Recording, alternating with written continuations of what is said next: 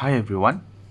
So today, me and my team member from Group One would like to present our assignment, which is the glycolysis. So before we start the presentations, allowed me to introduce all my team member. So the first member is me myself. My name is Elvin Owen Miharil, and the second member is Shahira Nurain binti Razali, and the third team member is Nur Syamimi Akma binti Rahman, and the fourth member is Siti Aisyah Liana binti Rosli. So allowed us to start our presentation. Thank you. Hi. So today I would like to start the presentations with the introduction. So before I start, I would like to introduce myself. So my name is Elvin Owen Miharil, and my metric number is AN200042. So I will start with the introductions for the glycolysis. So glycolysis is a process that extracts energy from glucose by breaking it into two tricarbons molecules known as the pyruvates. So glycolysis is an old metabolic process, which means it has been developed for a long time, and it presents in the vast majority of the species alive today. So the first stage of cellular respirations in species is conducted by the glycolysis. However, glycolysis does not require any oxygen, and it seems in many anaerobic species, which is organisms that do not use oxygen. So we move to the next slide. So the glycolysis occur in the cytoplasma of the cell, and it may be divided into two phases. So the first phase is the energy required phase, and the second is the energy releasing phase. So for the energy required phase, the three carbon sugar generated when the unstable sugar degrades, they stick for one another. Only one, which is the glycerol dehyde 3-phosphate, can be produced to the next phase. However, because of the unfavorable sugar, the HAP is quite quickly transforms into the favorable one. Both will complete the pathway in the end.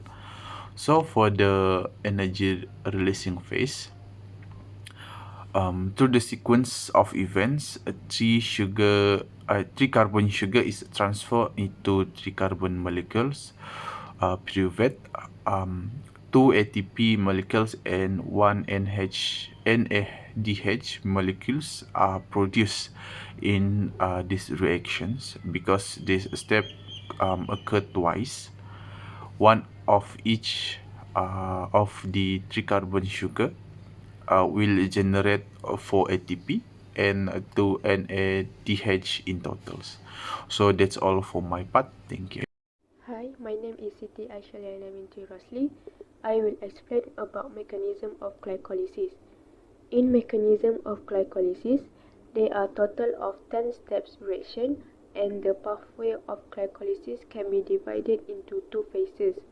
The two phases are the energy investment phase and the energy payoff phase.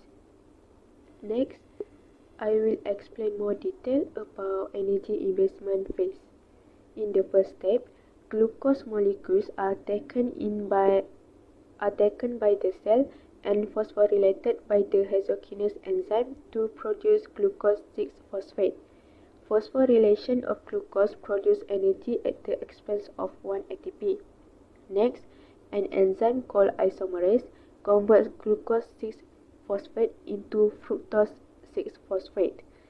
Then, the enzyme phosphofructokinase phosphorylates fructose 6-phosphate to create fructose 1,6-bisphosphate. At step 4, splitting or cleavage will take place. Dihydroxyacetone phosphate, which is DHAP, and glyceraldehyde 3-phosphate, which is G3P, are the two molecules that result from the breakdown of fructose 1,6-bisphosphate. Lastly, step 5 of the energy investment phase is when glyceraldehyde 3-phosphate is created from dihydroxyacetone phosphate. This reaction runs in both directions, but we choose glyceraldehyde 3-phosphate for further conversions in glycolysis process. That's all from me. I will pass to next presenter. Hi, my name is Shaira and I will continue by giving an explanation about energy payoff phase. Energy payoff phase is a process of payback ATP that consumed in energy investment phase. The cell synthesizes ATP via substrate level phosphorylation. The glyceraldehyde 3-phosphate molecules are converted to 3 carbon sugars without the phosphate group known as pyruvate, which is one of the final product in glycolysis. First step in energy payoff phase is oxidation and phosphorylation, which is the sixth step in glycolysis. G3P is oxidized, hydrogen atoms are removed by transfer its electron NH plus to NAD plus. NAD plus is reduced to become NADH plus H plus. Carbon 1 of G3P is further phosphorylated and organic phosphate from cytosol attached to increase the energy of 1,3-bisphosphoglycerate. Next step is substrate level phosphorylation, where one phosphate group from 1,3-bisphosphoglycerate is transferred to form ADP. Forming ATP produces 3-phosphoglycerate. This transfer of phosphate group from a phosphorylated intermediate to ADP to ATP is referred to as substrate level phosphorylation, producing 2-ATP.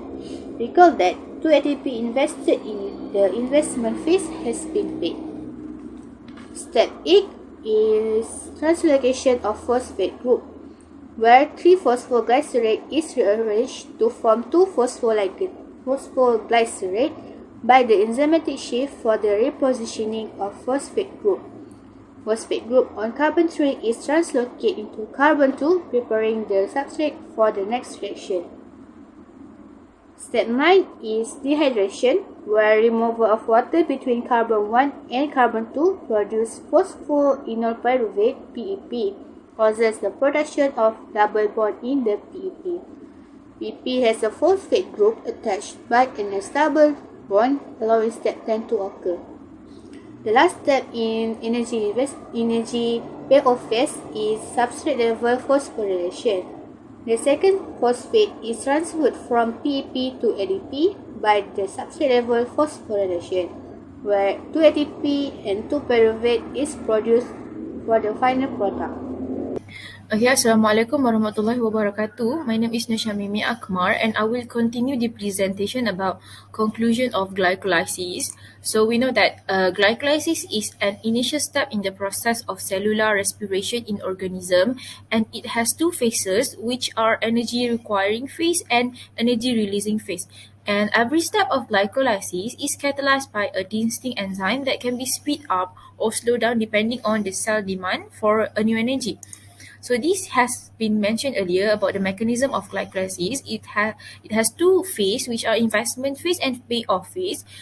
In investment phase, glucose is being phosphorylated and cleaved to yield two molecules of glyceraldehyde 3-phosphate, or known as GAP, and it uses 2 ATP. And for payoff phase, it uses 2 GAP that have been converted to pyruvate and the generation of 4 ATP. And this also has been mentioned earlier about the 10th step of glycolysis, and what is the 10th step needed, and also the enzyme used, and also the product needed. So I think that's all from my part and from my group. Thank you for watching.